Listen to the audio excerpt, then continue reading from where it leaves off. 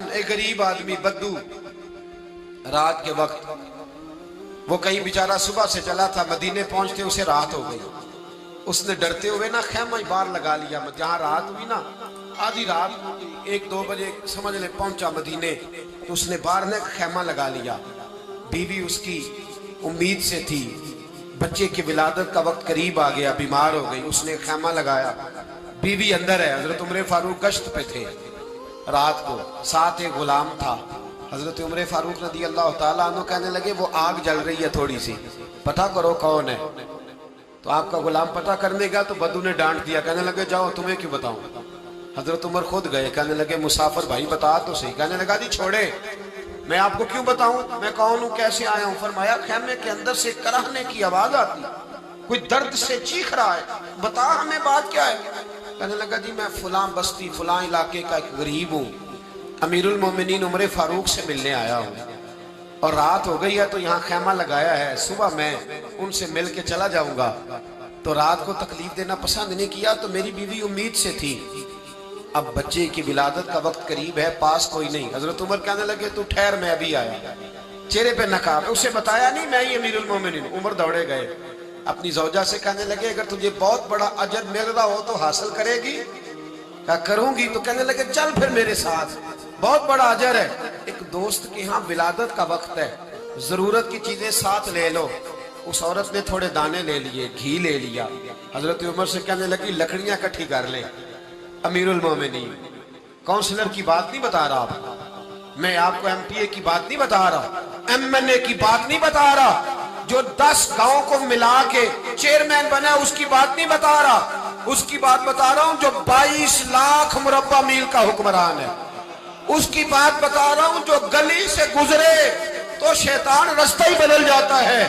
उसकी बात बता रहा हूं जिसके बारे में मेरे मुस्तफा करीम सल्लल्लाहु ताला अलैहि वसल्लम ने फरमाया मेरा उम्र तो वो है कि 950 साल हजरत जिब्रील भी इसकी शान बयान करे तो अजमत खत्म नहीं होती।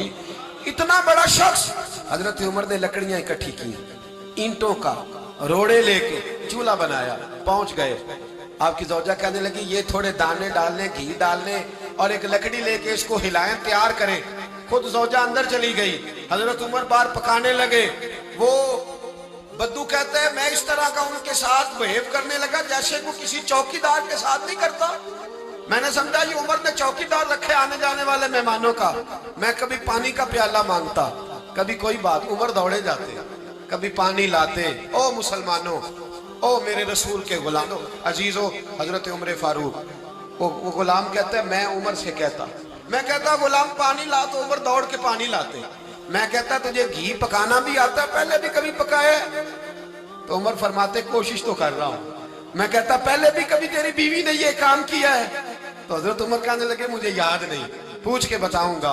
कहते क्या रंग था, क्या अंदाज था, क्या मुस्तफा की तरबियत थी, क्या अंदाज हुजूर ने सिखाए गुलामों को। ये किस तरह का अमीर है कि ये हंडिया पका रहा है, फूंके मार रहा है एक गरीब के लिए, देहाती के लिए जिसे जानते भी नहीं। अंदर उस शख्स की बीवी के यहाँ बेटा पैदा हुआ तो हजरत उमर की बीवी अंदर से बोल के कहने लगी अमीरुल मोमिनीन मुबारक हो, आपके दोस्त के यहाँ बेटा पैदा हुआ है। जब कहा ना अमीरुल मोमिनीन मुबारक हो, तो वो शख्स कहता है मेरे हाथ कांपने लगे और मैं इस तरह दौड़ा कि मेरी पगड़ी गिर गई।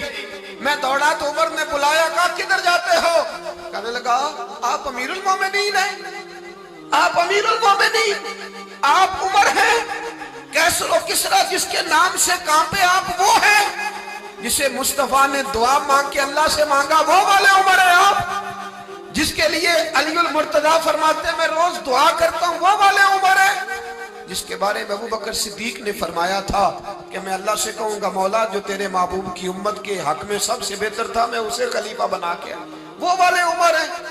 उमर अमीरुल मोमिनीन की बीवी वो तो खातून अव्वल होती है, वो तो मलका होती है, और तेरी बीवी दाई बनकर एक गरीब के बच्चे के पास बैठी रही विलादत के वक्त। उमर अमीरुल मोमिनीन होके तेरी दाढ़ी सारी धुएं से भर गई तो ड्यूटी करता रहा। तो सैयदना उमर रो पड़े और उस बद्दू को सीने से लगा के कहने लगे तुझे पता नहीं तू कहाँ आया है, इस शहर का पता है?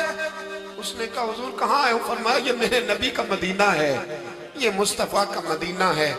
यहाँ अमीरों का इस्तकबाल नहीं होता, यहाँ गरीबों के इस्तकबाल होते हैं।